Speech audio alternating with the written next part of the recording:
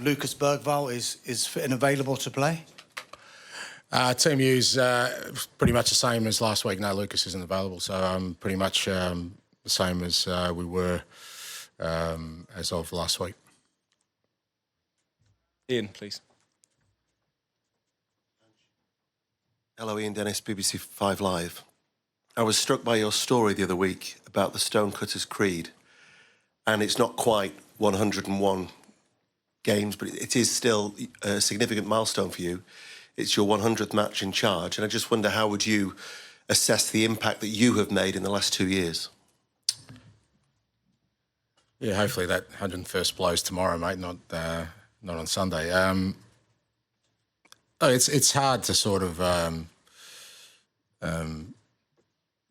kind of contextualise sort of the challenges of the last couple of years. I guess from my perspective, you know, I came into the club with some pretty clear objectives about what the priorities were for the club in terms of taking over.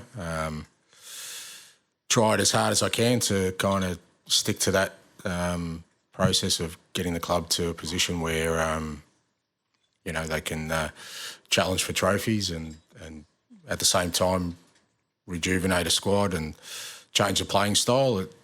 It's been a fair assignment, and without its, you know, plenty of challenges along the way. But I guess with such a sort of big game tomorrow, there is an opportunity to kind of fulfil at least the main task I was sort of given, and that is to bring trophies to the club. Just two quick ones, actually. I want to check Pat Matasar, then presumably he's fine, mate. Fine. And secondly, just ask the players, Sonny and Porro, about the barbecue they had. Apparently you were quite keen on the players taking part in this kind of little bonding thing together at the training ground. Just wanted to ask about that. No, it was player-driven. Mate, I'm an Aussie. I'd never say no to a barbecue, so they didn't have to twist my arm. So, but yeah, no, it was player-driven. You know, the boys felt like it was a good time for them to sort of just have a kind of relaxing afternoon. We have the luxury at the training ground of a really nice sort of barbecue area. Unfortunately, I had to fulfil my commitments with you guys, so I missed the best of it. But they're the sacrifices I have to make, mate. Viaplay Norway.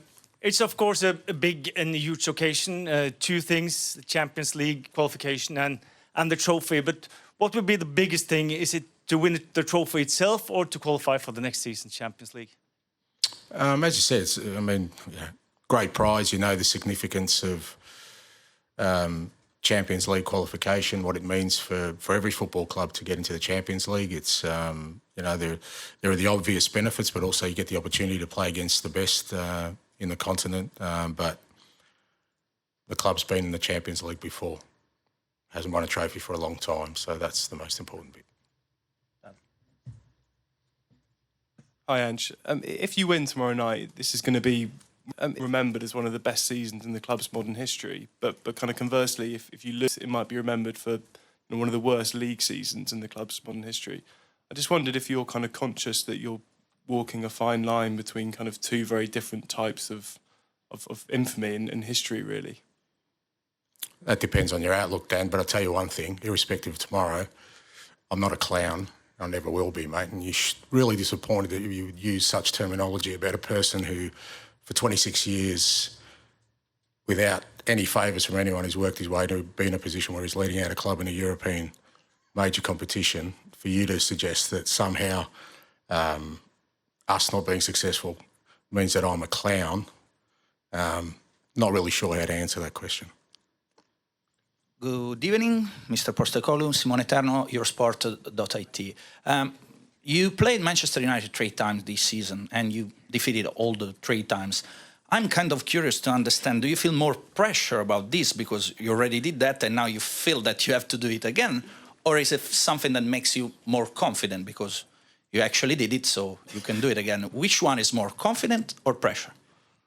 Neither, because it's a final and you know that those kind of things aren't important. I mean, if we had have lost all 3 games, your question probably would be, do you feel the pressure because you can't beat them? So what I do know is, and I've been in this situation a few times in my careers in the big games, even your form going into it, even if you've got terrible form, and there's been plenty of competitions where you go into it doesn't matter. What matters is how the players cope with the occasion tomorrow, how they cope with understanding the importance of the game. From both clubs, you just don't know how players will react to such a big occasion. And, you know, my role in that is to try and prepare the players in the best possible way, and also to prepare the players for Manchester United to be at their best. That's what you have to prepare for. And if you prepare that way and then you go out there and sort of play to the potential that you can, then you give yourself an opportunity. But I don't think it really matters what you've done before against any opposition when it comes to big games. Maybe in a league that it's a bit different, but I think in a big important final, everything gets decided on the day. Matt. Here and back. João. Oh, Here. No. Just at the front first, please, and then we'll come to you. I thought you were throwing your voice there for a second. Ange, a lot of people seem to think this might be your penultimate game in charge. What do you think? Does it matter? Doesn't matter, really. It doesn't matter, because the reality of it is the opportunity is the same for me, and more importantly for the club.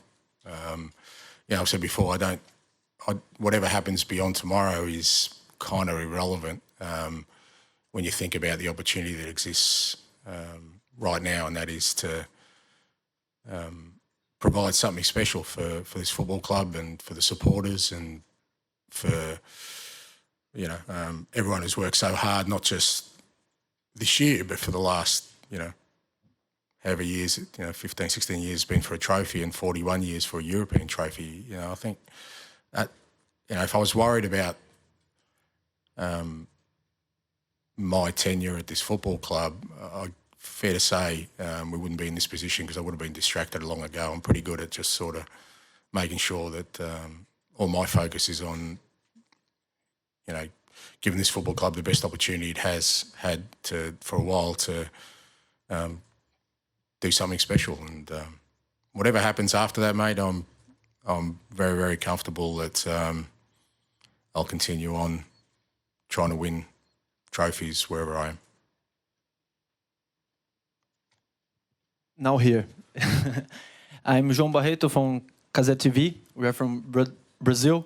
I want to ask you about Richarlison. What is the difference when he plays and when he doesn't? What the team gain with him?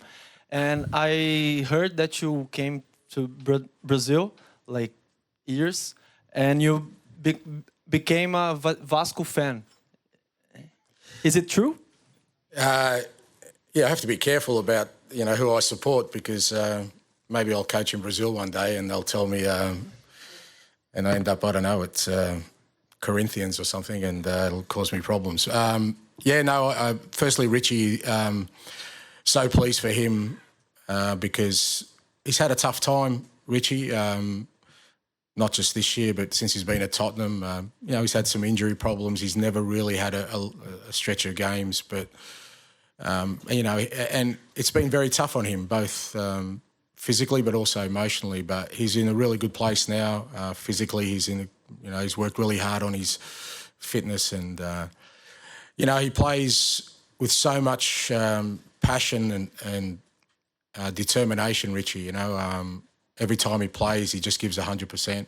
He has quality as well, and it's great to have him in the team. I think, you know, for us, he provides something different to our other attacking players.